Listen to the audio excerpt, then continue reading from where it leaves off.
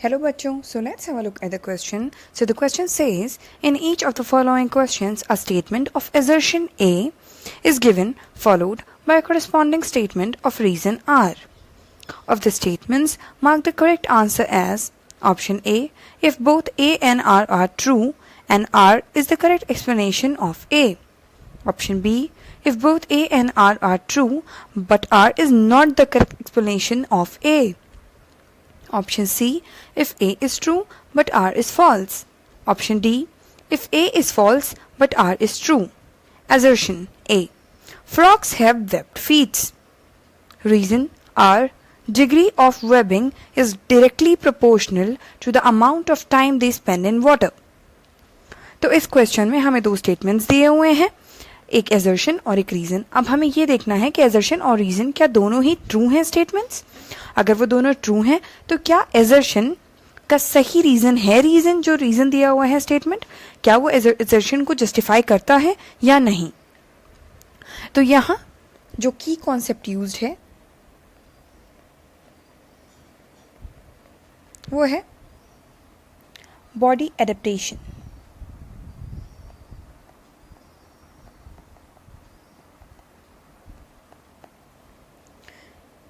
या फिर एवोल्यूशन.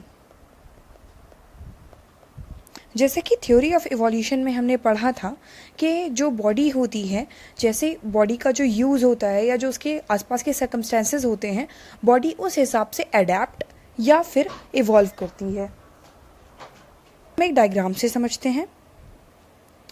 ये होते हैं फ्रॉग के फीट्स. ये तीनों डायग्राम्स नंबर 1, नंबर 2 और नंबर 3, ये तीनों जो इमेजेस हैं ये फ्रॉग के फीट्स की इमेजेस हैं.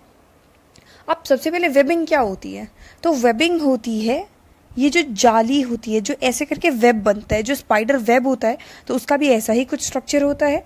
बिल्कुल वैसा ही वेबिंग जो है वो फ्रॉग के फीट्स में देखने को मिलती है. और ये सारे ही जो एक्वेटिक होते हैं या फिर जो हाफ एक्वेटिक होते हैं, उन सारे ऑर्गेनिजम्स या फिर एनिमल्स में देखने को मिलती है. जैसे कि डक की जो फीट होती है वो कैसी होती है? वो भी वेब्ड होती है. तो यहाँ पे नंबर 1 जो है ये उस फ्रॉग की फीट है जो कि बिल्कुल ही एक्वेटिक है, एक्वेटिक फ्रॉग है. तो उसके बॉडी में क्या है कि बहुत ज़्यादा प्रोमिनेंट दिख रहे हैं ये जो वेबिंग्स है. अब जो सेकेंड वाला है फ्रॉग, उसकी जो वो कहाँ पे रहता है? वो है ट्री क्लाइंबर. ये फ्रॉग ट्री क्लाइंबर है. तो जैसे कि हम देख सकते हैं कि उसके में बहुत कम वेबिंग है, बहुत माइन्यूट. और जो थर्ड वाला फ्रॉग है वो कौन सा है? वो फ्रॉग है जो कि जमीन पे रहता है. It is terrestrial.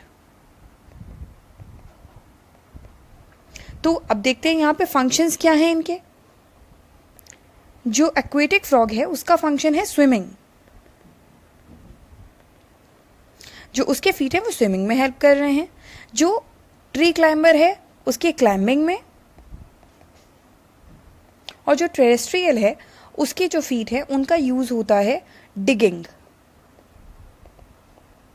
क्योंकि वो ज़मीन को या सॉइल को डिग कर करके जो है मूव करता है और आगे बढ़ता है. तो यहाँ पे जैसे कि हम देख सकते हैं ये बिल्कुल फिंगर लाइक हैं, जैसे ह्यूमन फिंगर्स होती हैं बिल्कुल वैसी ही फिंगर्स लाइक इसके फीट हैं. तो यहाँ पे बिल्कुल भी वेबिंग नहीं है. तो यहाँ सबसे ज़्यादा वेबिंग थी, यहाँ थोड़ी सी कम थी और यहाँ बहुत कम, मतलब है ही नहीं वेबिंग. तो इससे हमें क्या पता चलता है कि जो डिग्री ऑफ वेबिंग है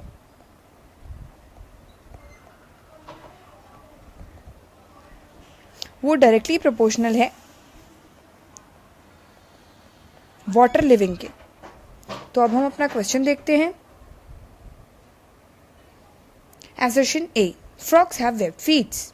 तो अभी तो हमने देखा कि सारे ही फ्रॉग्स की वेब फीट है, तो ये हो गया ट्रू.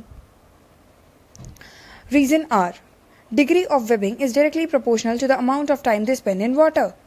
तो जैसे कि इन इमेजेस में अभी हमने देखा था कि जो फ्रॉग सबसे ज़्यादा वाटर में रहता है तो उसकी फीट सबसे ज़्यादा वेब्ड है, फिर थोड़ी सी कम, और फिर जो टेरेस्ट्रियल है जो सिर्फ ज़मीन पर रहता है उसका पानी से कोई लेना देना नहीं है, तो उसकी बहुत बिल्कुल है ही नहीं उसकी वेबिंग. तो इसलिए ये भी ट्रू है. तो क्या ये एजर्शन का सही रीज़न है रीज़न, तो यहाँ पे हम वही अपना वाई करके आंसर क्वेश्चन करेंगे. Frogs have webbed feet. Why? The degree of webbing is directly proportional to the amount of time they spend in water. हाँ, इसीलिए उनकी webbed feet हैं, क्योंकि उन्हें पानी में भी रहना है. तो अगर वो पानी में रहेंगे तो उनकी webbing होना ज़रूरी है for swimming and for the purposes. तो यहाँ ऑप्शन सी और डी एलिमिनेट हो गया, ऑप्शन बी भी एलिमिनेट हो गया, क्योंकि यहाँ पे इसका सही एक्सप्लेनेशन है. So the final answer is answer A. Hope you understand it well. Best of luck. Thank you.